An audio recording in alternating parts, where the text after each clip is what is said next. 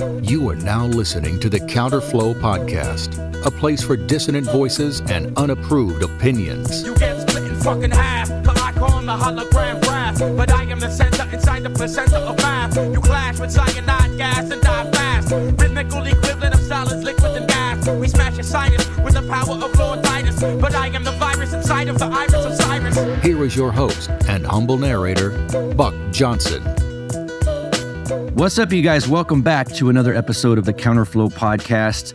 I gotta admit, this topic is slightly frightening to me, and it's maybe not the topic per se, but the information that my guest, Aman Jabbi, is going to provide you, the glimpse into this digital existence that he does indeed believe we have coming our way very quickly.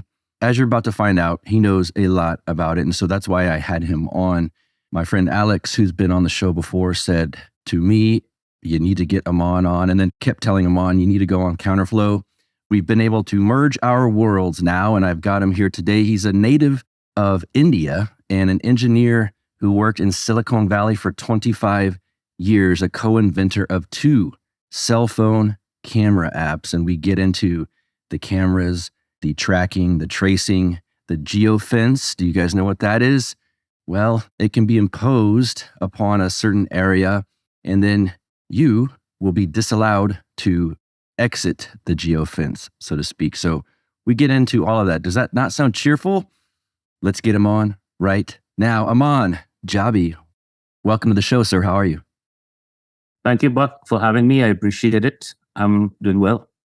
I'm glad to have you, but I have to admit, the topic that we're getting into here and the extent of how much you know about this stuff and what my audience is about to hear is kind of frightening. So, we just got to tell it like it is. Since you've not been on before, I'll let you give an intro, anything you find pertinent for my audience to know about who you are and what you do, and then we'll jump into this. I originally came from India. I grew up in India. I came here in my early 20s. When I was 22 years old, I've been here a little over 34 years in the United States. I'm a lover of liberty and freedom and have been since I was a child. I used to read a lot, and I recognized things that most other kids would not about freedom and liberty. And I came to the US seeking that. And when I came in 1988, I realized really quickly that there is no freedom or liberty in this country, and it's all propaganda. But I plowed on. I got into the technology sector. I have graduate degrees in chemistry, electrical engineering, and I also did grad school in computer science. I studied at Penn State and at Stanford. My professional background is pertinent to the topics that I generally speak on. So I spent over 25 years in Silicon Valley. I've had a career of almost 30 years in tech. My focus has been on video and imaging technologies. And in the last 18 years, I was specifically into mobile imaging and, built image sensors and cameras for the mobile imaging market for cell phones. So I have deep expertise in cameras. And I also co-founded 2 camera startup companies. And so what I noticed over the years was, while many of us were working on consumer electronics for entertainment and other aspects of like video games or animation computers and stuff, the tech was taken by Big Brother, and Big Brother can be interpreted in many ways. And it's now being used for nefarious purposes, including surveillance and data collection. And when COVID hit, I saw how the LED lights and cameras were going up in San Francisco, where I was, till mid-2020. And I quickly connected all the dots, what the plans were with Agenda 2030, the 4th Industrial Revolution and smart cities, and the entire lockdown agenda, which is connected to the United Nations Sustainable Development Goals. And that's when I knew that if I continue to work in big tech, I'm just building my own digital prison. And so I quit working 2.5 years ago and I fled San Francisco in California. They were destroying the beautiful city of San Francisco, and I found Montana. So I've been here for 2.5 years, and I've been trying to raise awareness here and beyond. And so I got connected to you recently by a common friend. So that's my kind of story in a nutshell. I mean, there's a lot more stuff I can talk about, but I think pertinent to this particular discussion, that's my background. I guess there's a few things you said there that I think kind of tie in together. Smart cities, and then this digital, it's basically a digital existence that many of us, or you think most of us, are going to be forced into in some manner. Is that correct? That's right. So I think I can try and connect it's the digital existence. Let me explain to you what the agendas are at a high level, where they are coming from, and how they are going to be implemented so that people can then understand and connect the dots for themselves. Got it. It's a fairly complex issue, but I'll try and break it down. And if you think you need more explanation, I'll be happy to go into a deep dive. Okay. So people are aware of the United Nations. Some people may be aware of a World Economic Forum, or WEF. I think most people are aware of the WHO, which is the World Health Organization, the IMF, the World Bank, UNESCO, UNICEF. Most people in the world think that these are, cute organizations that have been voluntarily built up for world peace and the betterment of the world. And that's how they sell themselves. However, they are all private corporations. And behind them are the most powerful international bankers in the world. So they control the narrative that comes from these organizations. And at the heart of this, some people might have heard the word, the New World Order, the Fourth Industrial Revolution, the Great Reset, Agenda 2030, Agenda 21. They're all kind of one and the same in one version or another. It's been getting more and more refined. So the United Nations is running, they have a charter called the Sustainable Development Goals, or SDG. There are 17 Sustainable Development Goals for climate action and for a green Earth. In 1992, there was an Earth Summit in Rio de Janeiro, where over 170 countries signed a pact for climate action. And that was called Agenda 21, or Agenda for the 21st Century. That became Agenda 2030, where they said by 2030, we're going to put all the pieces in place. And their goal is by 2050 to have a net zero carbon. So I'm just giving you the macros and behind the scenes, what they are using to push this agenda. And then I'll show you how it's actually being implemented through smart cities and a digital ID. Got it. So I'm not going to go through all the sustainable development goals, but it's about, trying to make like zero hunger, no poverty. It's all about cute phrases like that, but it's all inversion in language. And if people are not aware, please go to the United Nations website, read for yourself what this is all about. And the language is all inverted. Yes. So when they say no poverty, they want to make everyone poor. When they say zero hunger, they want to remove natural food and natural agriculture from the earth and feed us with synthetic foods and with vertical farming and so on and so forth. Their goal is by 2030 or 35, there will be no beef consumption in the world, things like that. So I would recommend people study up. Okay, now with the Sustainable Development Goals, I'm going to go into a little bit of a historical context so that people understand how these things are implemented.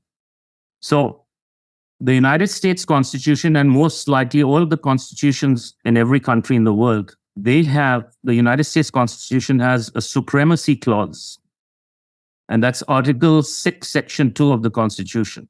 And the supremacy clause basically says that whenever a treaty is signed, this was back in 1787 Philadelphia Convention, then or any time in the future, treaties become the supreme law of the land. So that means if a treaty is signed with a private corporation like the United Nations or the WHO, that trumps everything else in the Constitution.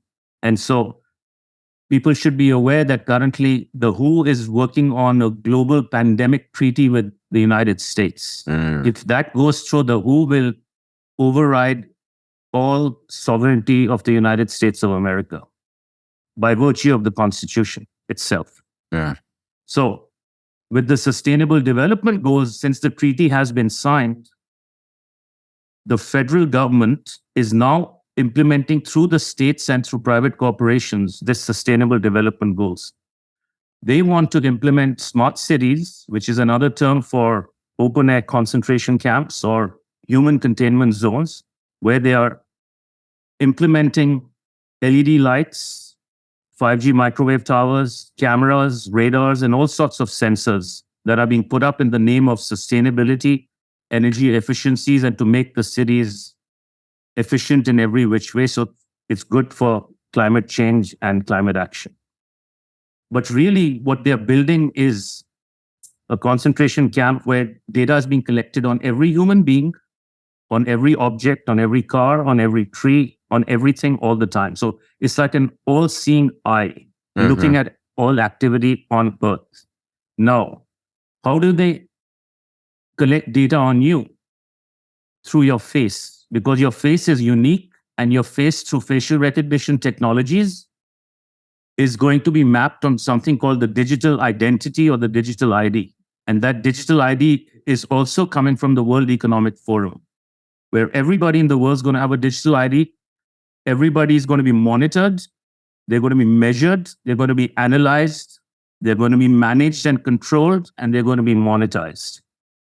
And this digital ID on the other side is going to be connected to a new type of digital currency, which is known as the central banking digital currency, or the CBDC.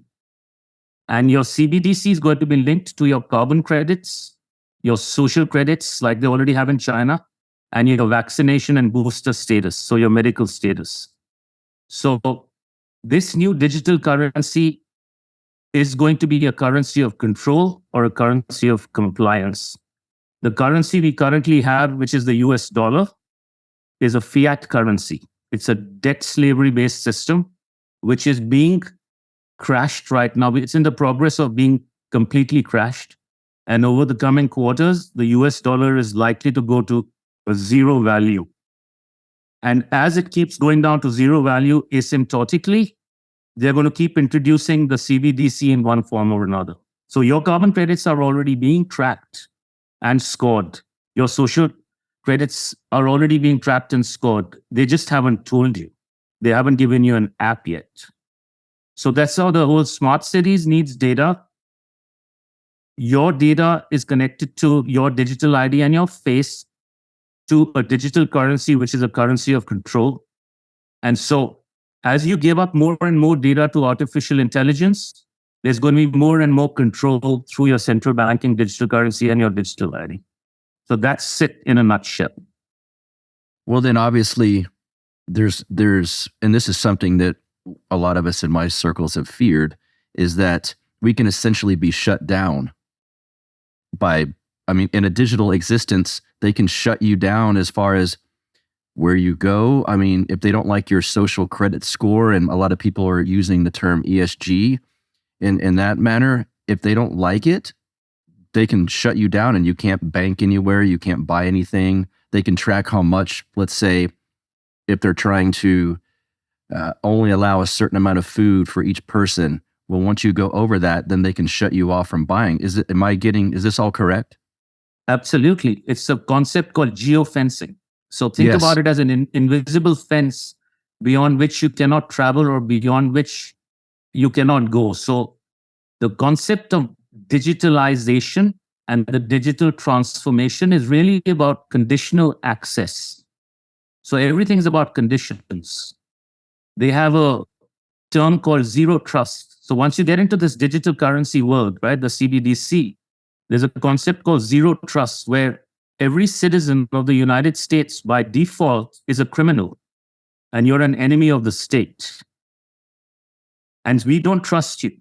So for everything you need to do, whether you want to buy beef, you want to buy orange juice, You want to switch on your car and travel somewhere. You want to access your internet. You want to access your bank account, whatever. Your benefits. We don't trust you, and you have to keep proving to us that you are you and you've behaved yourself through your central banking digital currency, which has all your social credits and your carbon credits and your boosters. So your currency of compliance will be implemented through this cybersecurity protocol called Zero Trust. Well, this so is people should be aware about right. this digital transformation. It sounds really cute, but it's all about implementing a zero trust world where they can think of it as an inverted prison, like an inverted prison. In a regular prison, you are inside a cage. Yeah. And to get out, somebody has to unlock that cage. Over here, you're in an open air prison where everything is in a cage. All your access is in a cage. And you have to keep unlocking each cage to access something, including meeting another human being eventually, or talking to another human being. To buy something, to walk to a park, you'll need permission. It does seem to me, I can see, unfortunately, the last few years have opened my eyes to some of this. I can see a lot of people just kind of wanting some of this almost in kind of a perverse way. The simplicity of, I can just go to the store in my electric car and swipe my little card, and I don't need that much meat. And it almost feels like they could play on our lust for comfort and ease. So in other words, some of this can be done through seduction rather than strictly coercion, like it would have been in the Soviet Union or something like that. Do you see that? That's very well said. And I do see that. I have observed it when I was in San Francisco. And in fact, if you see one of my presentations, I think one of my first slides, I talk about the carrots and the sticks, right? So they've given us all this very convenient and cool technology over the last 3 decades. Subsidized computers and cell phones, the ability to not own a car in San Francisco and New York, where you just take an app and you order an Uber, and conveniently within 2 minutes, you can basically get a cab at the, press of a couple of things on your phone. You don't have to even book hotels now. You can go to Airbnb. So all these cool technologies have come, and it's seduced us, as you say, and made it really easy through this digital world with apps and phones and, the internet. And there is some thing to be said about the convenience of using these kinds of technologies. There's something to be said about not having the burden to own a car and pay expensive parking in big cities and insurance. However, it takes away the choice eventually. When automobile ownership is eradicated, and the only choice you have is an Uber or an autonomous driving Uber, you would be geofenced, because if you haven't behaved yourself or are speaking against Big Brother, that automobile won't come. You see? Right. Or if you're rich enough to own an electric car, that car won't start. Right. Or it'll say, I'm not going to, for the next 72 hours, there is no green energy available in your area, so we're not going to even charge your car. So you're going to be geofenced in so many different ways. You can be geofenced through your digital currency, because if they announce a new pandemic, and say everybody has to stay within 1 mile of your house, your currency won't work beyond 1 mile, your digital currency. So you're very right.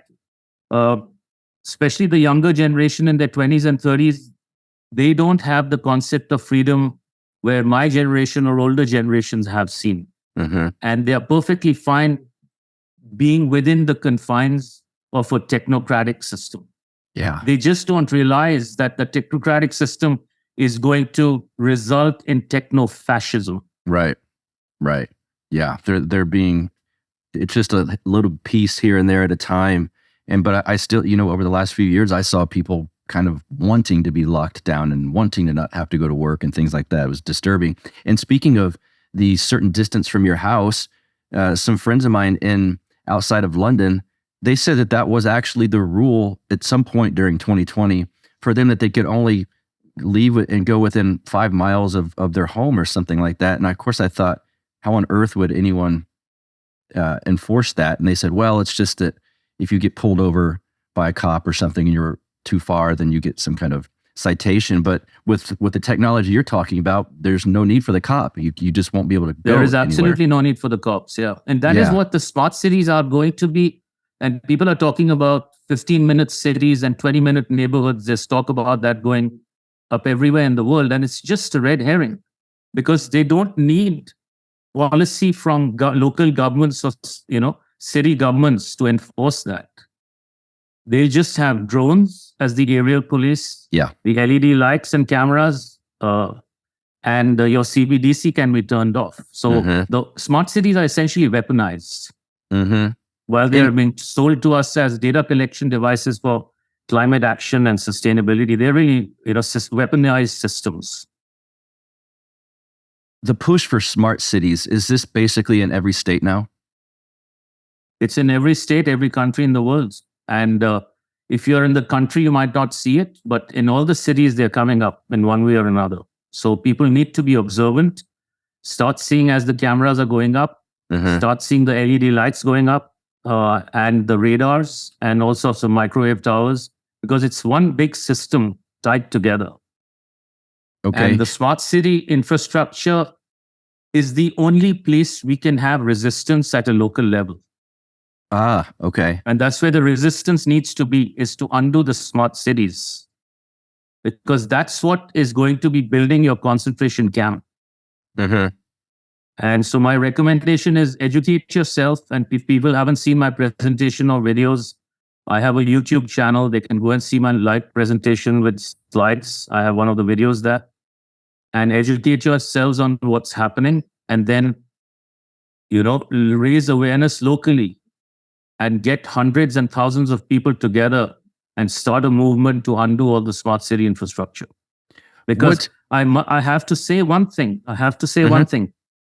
The entire smart city infrastructure of cameras, radars, sensors, microwave towers, and LED lights and smart poles, they are weapons of foreign invaders. They are being installed by the international bankers through the United Nations Sustainable Development Goals. The public has not asked for these. We were never consulted, and they're being put up on our land without our permission. So, if people saw 1,000 Chinese soldiers standing in their city every day with weapons, would you do something about it? Right. But now you have 1,000 smart lights and smart poles and infrastructure from the United Nations, which have 100 times the potency of any Chinese soldier. And they are on your land. What are you going to do about it? Maybe I need to open my eyes more and look around more. I do live in a small town, but I'm trying to think. I don't know that I've seen these LED lights and things of that nature. Are these going up in big cities? What would I look for to even see this?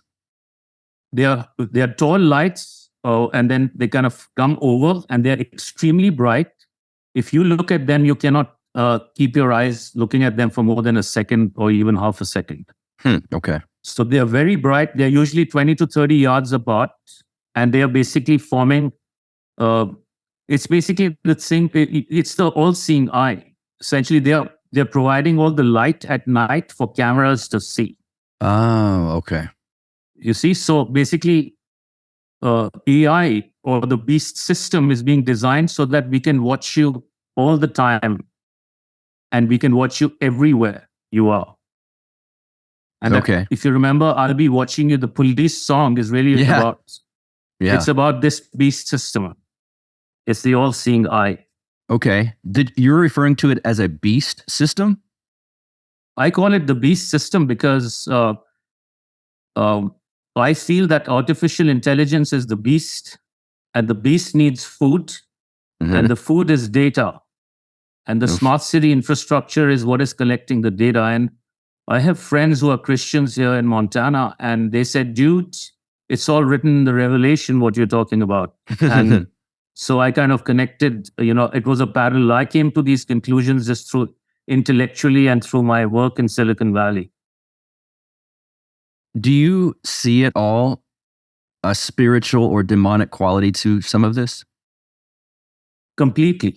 Okay. Because I say at the highest sense, there are many wars being fought, right? There's a war on our planet. They're destroying the planet. They're going to be destroying agriculture and food as we know it. It's a war on the financial system. They're going to crash the last 1% of the US dollar. 99% of it has already been crashed since the formation of the Federal Reserve Bank. They're going for the last 1%. But at the highest level, it is a war on the human spirit, right? They're basically making the human being into a slave if the system is successfully enacted, and it's going to be. The question is, how many of us are going to resist it and stay out of it? The majority of the people are going into the system. So it's a war on the human spirit, which makes it a spiritual war, right? And the darkness and the evil behind it is so humongous. Like, why would you want to enslave humanity and take away their soul? Data harvesting really becomes your soul harvesting. Yeah. If you're harvesting human souls. And if people want to go into further levels of the dark agenda, this is a bio-digital convergence, where through various injections and all, they may be putting nanotech. There's a transhumanism agenda. And so people can do their research. I don't want to go too deep into it. Since we have limited time. Yeah. What component, let's see, where does AI come into this now? Yeah. Okay. So remember I talked to you about the digital transformation? So the digital transformation basically has 5 pillars. There are 5 pillars to the digital transformation. The first is the Internet of Things, which is the IoT. That's the cameras and all the nodes at the end of a network, right? So everything that has a digital ID, data is being collected through sensors. That's the first pillar, which is required. The second is the data goes through the network and goes into the cloud. So the cloud is basically servers that collects the data. That's the second pillar of the digital transformation. Then artificial intelligence is basically software that is designed intelligently to scan that data and find interesting things inside that data and make connections and understand everything about everybody and the world and about all the data in there. So AI is the third pillar of the digital transformation. And it's the most important pillar in a sense, because it's what will then make sense of the data, and then it writes all the key important pieces of the data onto something called a blockchain, which is a digital ledger. So blockchain is the fourth pillar of the transformation. And then finally, cybersecurity, which is basically implements the zero trust. They are the prison guards of the inverted prism. So cybersecurity is the fifth pillar. And that's where AI comes in. AI is the central and most important piece. And what is important to understand is, out of the 5 pillars, we as human beings, we have no control over the second, third, fourth, and fifth pillar. Because the cloud is controlled by Amazon and Google, right? AI is controlled by artificial intelligence algorithms run by private companies. Blockchain is also in the cloud, owned by private companies. And cybersecurity protocols and software is also owned by private companies. Where can we fight this resistance of the digital transformation, which is being used to enslave us, is the IoT and the sensors and the smart city infrastructure hardware that can be undone. It's the only thing we can see, touch. It has been installed through lies and deceit. It can be uninstalled by the people. It must be. Do you think some of the people at a local level, let's say just in Austin, Texas, that are helping install some of these smart city devices and throughout the city, do they understand the extent of the damage that can be done with this, or are they just workers? Most of them don't understand it. I think almost nobody does. I've been chasing down, local politicians, city council, county commissioners, mayors, sheriffs. I've spoken to pretty much the whole gamut of politicians in Montana and locally in Flathead and Lake County. Most of them don't understand it. Some of them who understand it a little bit, they don't address it. Or either they are scared or they've been given gag orders because they've all accepted money, right? At a county level and a state level, they've accepted federal money.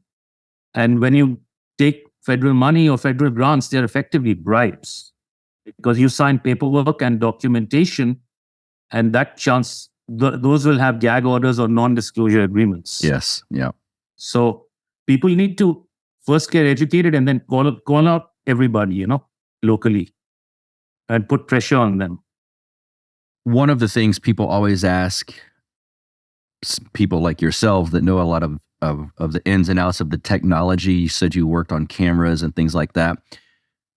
I guess we kind of know this by now, but is my phone recording me? Is the voice function on, is my voice being recorded throughout the day? Are my movements being tracked? Is my computer, this little camera that's looking at me right now, obviously it's recording this, but is it recording us throughout the day? Explain that type of thing. So it's probably not recording as in a traditional recording, but your data is being collected. So your microphone is on, some of your apps are listening in and they are analyzing what you're saying and picking out the right words and then sending it to the cloud. So your entire stream of audio and video is not being recorded, but it is being analyzed and monitored.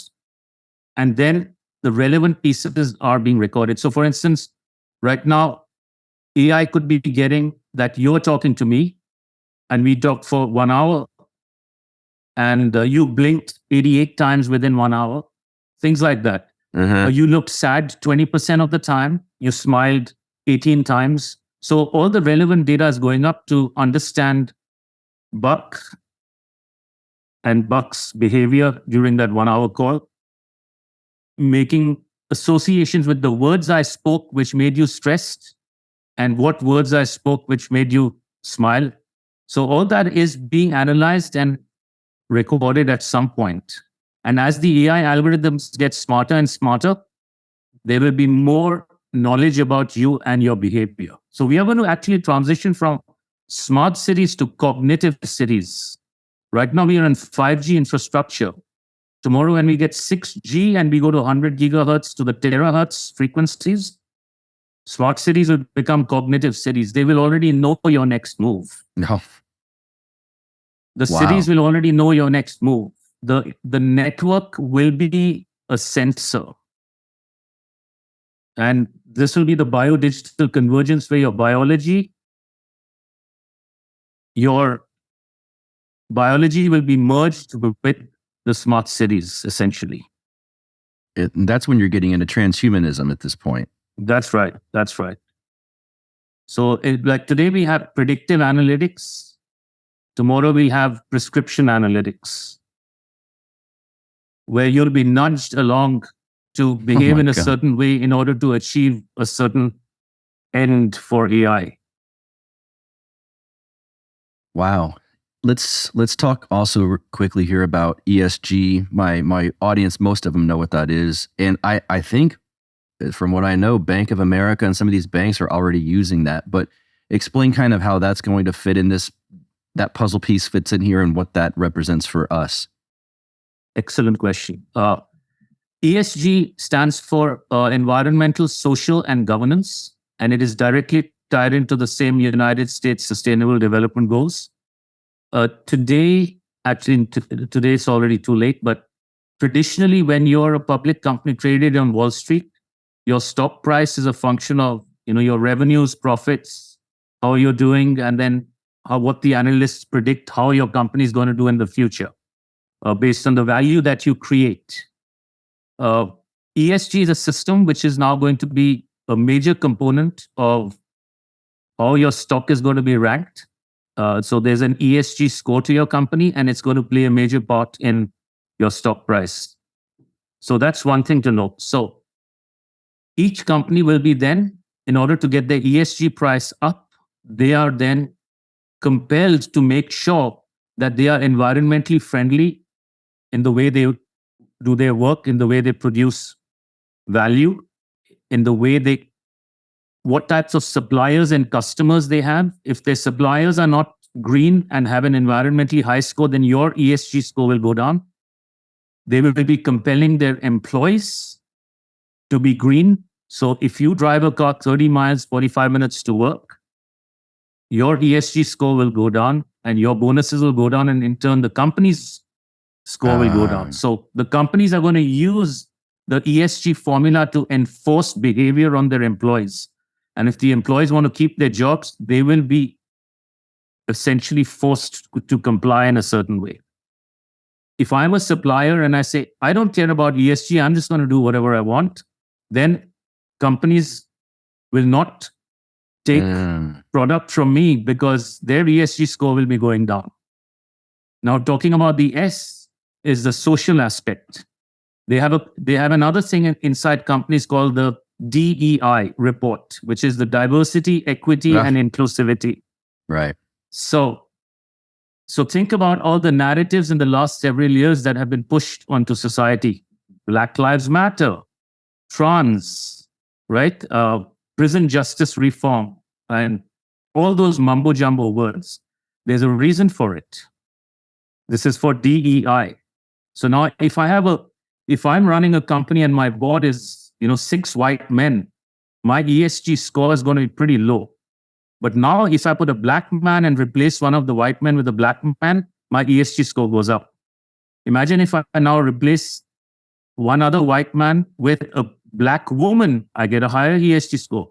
Better yet, a black trans woman from Africa, I get a super high ESG score. Yeah. So this is all about controlling people through corporations. So and the G is corporate governance. What departments you have in place in your company in order to enforce the E and S components. So there's a term I'm going to introduce, which most people may not have heard of, is communitarianism. And so ESG is a form of enforcing communitarianism at a corporate level. And I think it may be worth spending a minute on what is communitarianism. Mm-hmm. Yes. So this is the new system that's eventually coming. We can call it technocracy, fascism, or techno-fascism, or totalitarianism, but it's really communitarianism is the system that's coming. There's going to be no government that's going to use police to enforce what they want us to do. Communitarianism is effectively a snitch society. So if you connect the dots, all this ESG is really snitching on each other, right? Effectively. So there's a concept called the Hegelian dialect. Are you familiar with that? Yes, sir. Right? So it's like problem, reaction, solution, or thesis, antithesis, synthesis. Right. Right. And so what is it they've done in the last 100 plus years? They've had capitalism. Actually, it's really crony capitalism, but they've always pointed a gun on capitalism and how the rich are always screwing up the poor people. And so they've come up with communism, which is the Marxist theory. So thesis, antithesis, and a predetermined solution will be communitarianism. So take the worst of communism, take the worst of crony capitalism, and introduce this wonderful system called communitarianism, right? Where everybody is going to be equal. Not equality of opportunity, but equality in terms of results. Right? That's what they want. They want everyone to be equal in results. And so communitarianism is going to become a snitch society through social credits. So if you snitched on me, your social credits go up. You see? Wow. Yeah. So unfortunately, I do see. Yeah. So everybody will be then behaving how Big Brother wants you to behave. Yeah. And everybody is going to be compliant and a sheep. We got a taste of that through 2020 and 2021, and people didn't even have this system in place yet. And they still wanted to snitch on people. Hey, this guy across the street's got too many people in his house. They're spreading sickness, things like that. And people were willing to work basically as agents of the state for completely no money. Exactly. Now imagine if you become richer by snitching through your CBDC. Right. So that time you weren't even getting rich by snitching. So now they'll be more incentivized to snitch. So they get their social credits higher. Everything you're saying scares me, I have to say. But do you ever talk about this with someone and they just go, "Oh, Aman, you're making a big deal out of this. Things are just going to be easier. Just what if you're unless you're a bad person, you should be fine." Things like that. Do you ever hear pushback? No, either people hear me, understand me, and get scared, or they just look at me like it's like a deer caught in headlights. Right. And then they assume that they didn't hear whatever I said. So Right. It's more like that. But in Montana, people are more aware here what's going on. Okay. And I'm trying to encourage people saying, fear is fine, but ultimately fear is the currency of control. Yes. So fear is not the right answer. Right. Fear is not the right answer. Educating yourself and empowering yourself with that knowledge, and then raising awareness, and then finding solutions locally. That's the key. Right. Because there is a way out. But we need awareness, we need courage, and we need numbers. Mm-hmm. So do you think at a local level, politically, this can be solved, even through voting at local level, city council people, mayors, sheriffs? You're just opening up a new can of worms. Okay. Oh, we don't have to get too crazy, but it's just because people are going to think, well, my town, I know my sheriff and I feel better about that than say Austin, Texas, where it's lost already. That's a lost cause. I guess I'm looking for hope, at least in small areas at local levels. Oh, I can give you hope, but at a very high level, without going into, deeper rabbit holes, the answer is no. And I'm not saying don't do anything at a local level with your councilmen and sheriffs. You must. Okay. You must, and you must do it in numbers, because when you do it in numbers, people will then realize that they have no power and they have no representative government, even locally. Uh-huh. But they need to come to that awareness. So then once people find out that they don't have representative government at the city or county level even, what are you going to do about it? That's where you need awareness and numbers locally. Uh-huh. Will you locally be courageous enough and intelligent enough and unified enough in numbers to take back your local county, to take back your town? Because if you believe in your sovereignty and you want to live a free life in the future outside the beast system, outside the smart city system, you must find a way to do it. But you can only find a way to do it if you have like-minded people in good numbers in your area where you live.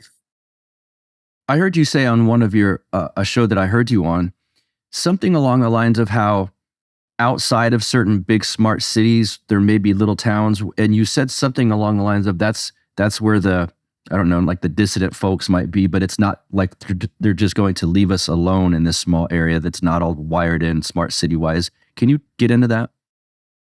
Sure. I mean, there's a concept called the Wildlands Project. Yes. Yes. So I have a couple of maps of the Wildlands Project, which I can share with you later. But it's this whole agenda, this whole green agenda, Agenda 2030, and the Sustainable Development Goals, they want to pack everyone in smart cities, and they are going to be, I think it's 11 zones in America. So like San Francisco Bay Area is one zone. Los Angeles, San Diego, and northern parts of Mexico is another zone, right? This Seattle, Portland, Vancouver, etc. is one zone. So there are going to be 11 zones in North America. And between those zones, there's going to be high-speed rail, and pretty much all of human population will be living in those 11 zones, and the rest will be very limited movement or completely no man's land. So where I live is no man's land. Okay. And this is for a greener planet and all that mambo jumbo. So that's their goal in the longer term. And what happens then I want to live in no man's land. What happens in no man's land once some of this starts occurring? So now if you have numbers and you don't have the smart city infrastructure, there's going to be problems even in no man's land, because you're not going to be left alone with all the robots. Right? Tomorrow, there's going to be no police in a few years. They're going to remove all of police and defund the police is again a red herring to start reducing police force and defunding them, but not because the police have been bad guys against colored people. It's because it's going to be robotic dogs, aerial autonomous drones, and they show it in movies. And if you go to companies like Skydio and Boston Dynamics and look at the number of robots that they are selling to Department of Homeland Security and beyond. Yeah. They already have those robot in the hundreds dogs. of thousands of years. Yeah, hundreds of. I've seen one of the robot dogs in front of me within a few yards at a venture capital firm many years ago in 2015. So these are real. These are real. So we must.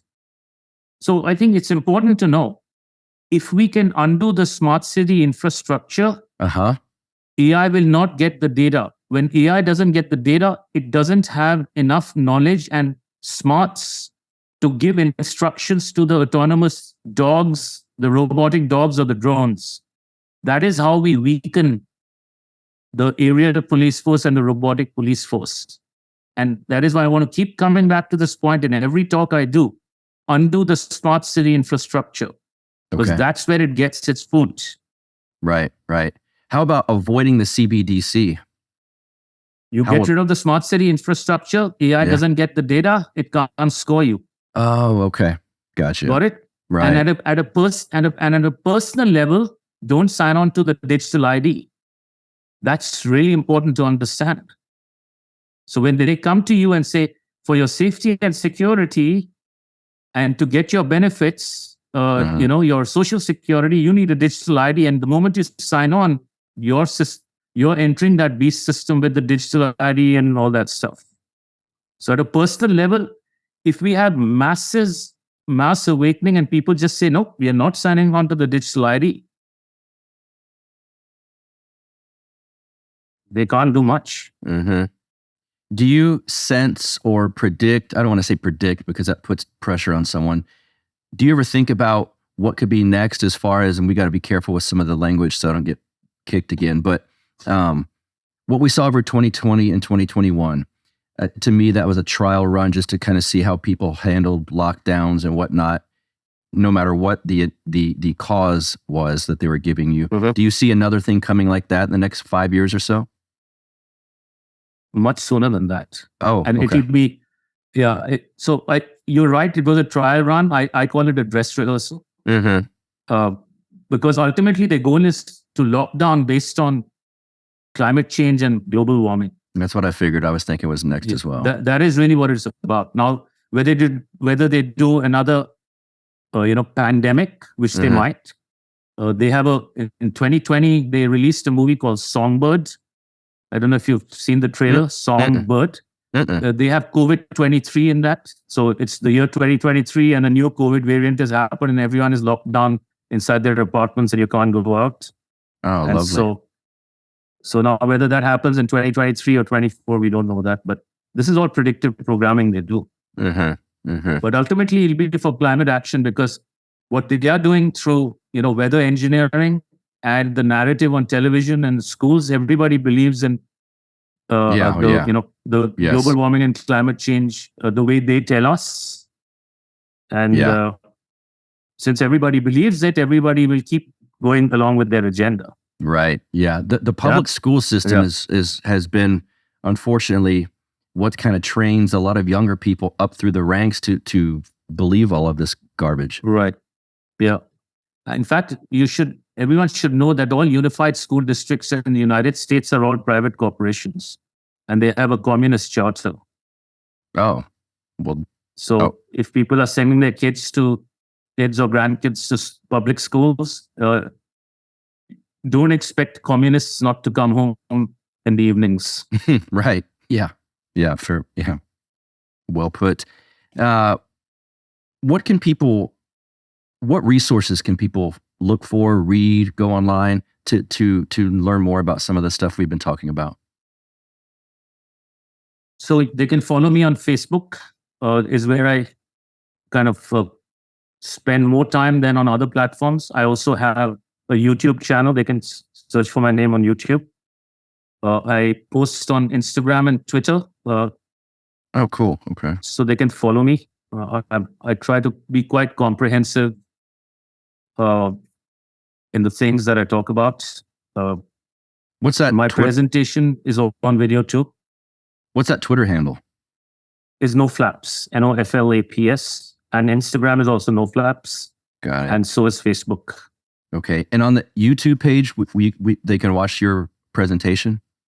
Yeah, there's a presentation from October with Maria Z. It's a Z Media in Australia. Yes. She's the number one independent journalist in Australia. So that was a fairly comprehensive presentation. My presentation has come a long way since, so I expect to be doing another comprehensive presentation next month.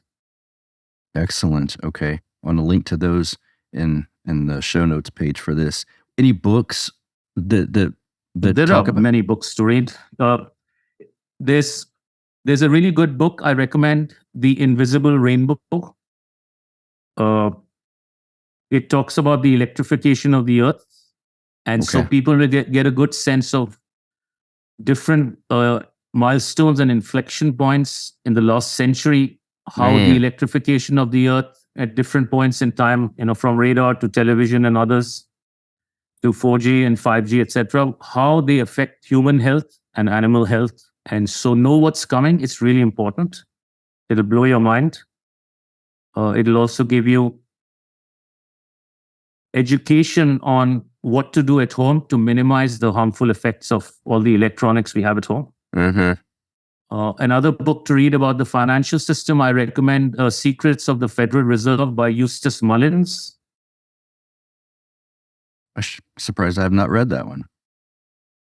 Cool. Yeah, it's better than The Creature from Jekyll Island. Right. Okay. Give me Then you give me 2 seconds. I actually have a slide where I recommend 5 books to start reading. Oh, excellent. Yeah.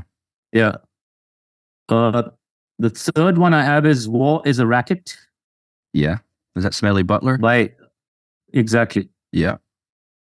So these are various kind of important pillars on what's going on in the world. Another one I recommend everybody read from teenager to adult and read it once a year is called Economics in One Lesson. Yeah, of course. By Sure. Henry Hazlitt. Yes. And there's another one, William Stamper. It's called Fruit from a Poisonous Tree. Oh, I don't know that one. And the fifth one I have on my slide deck is The Brief History of the Future by Jacques Attali, Attali. Cool. I'm going to link all of these in the show notes page. And then if we talk again, I'll come up with 5 more books. Yeah, excellent. Do you have, I want to open it up basically at this point to give any closing remarks, any thoughts that we haven't covered, just things to leave people with. We've sufficiently freaked everyone out, I know that, but just anything you'd like to say. Sure. All is not lost. I believe there's a way out. I also believe that this system is going to come with smart cities and the beast system, and there's going to be a substantial majority of the world that's going to enter into it, either through pure ignorance or through fear, because they don't understand the concept of liberty and freedom, and they don't know how to resist. So they will enter through fear and compliance. For those who want to live in a world where there is at least some semblance of liberty and freedom, find a solution locally. I have a 5-step solution where I can just quickly bring them up. Sure. Each of them requires hours of discussion, but okay. Number 1 is education. So educate yourselves and educate everybody around you, and educate yourself about what is happening, why is it happening, and most important, how it came to be. And the latter is the most important, and it requires a lot of studying. Right. You have to go back and understand your history as an American. Because most Americans, unfortunately, haven't studied deep enough, and they don't understand the treachery and lies that have been told to them right since the Constitution was formed. The second is undo your slavery status. Because as a US citizen, you are a 14th Amendment citizen. So go and study what the 14th Amendment citizen is. Understand that you have civil rights, not God-given rights. Right? The Declaration of Independence says crystal clear you have God-given rights. And if you had God-given rights, your duties are towards God. When you have civil rights from the 14th Amendment, your duties are to the government. Yeah. So you get immunities and privileges from the government as a 14th Amendment citizen, which can be given to you or taken away at whim. So you basically have property, you're a property of the federal government. So find a way to undo that slavery status. Number 3 is rethink fiat currencies, because we are currently in a debt slavery system, and the US dollar is going to be crashed and it'll be on its knees in a few years, if not in a few quarters. So figure out a way to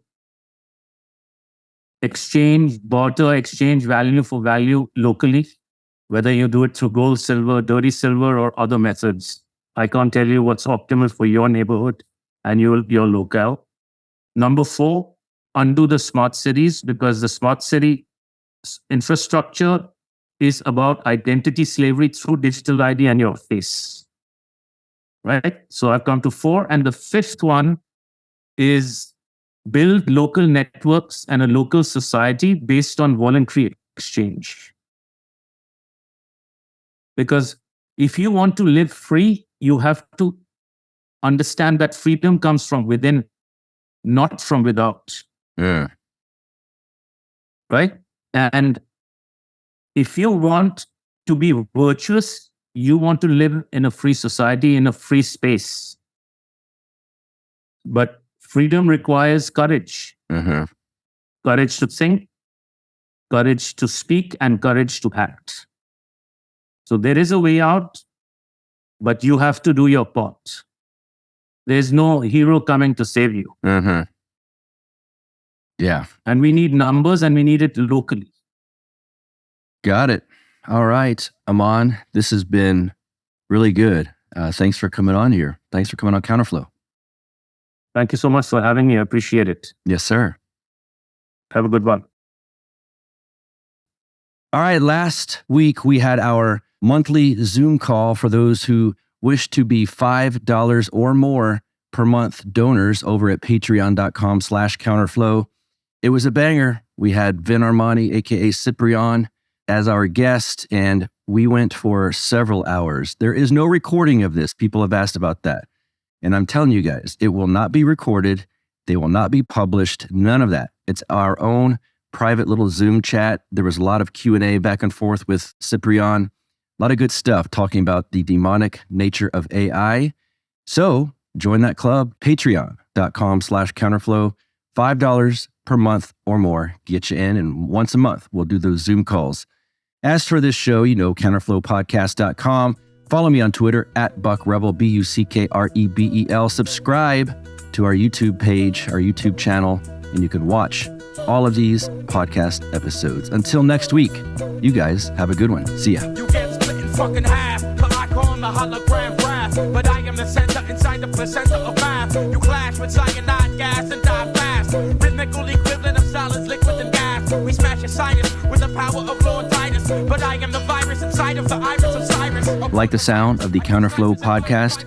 Our audio production is provided by Podsworth Media. Check them out at podsworth.com.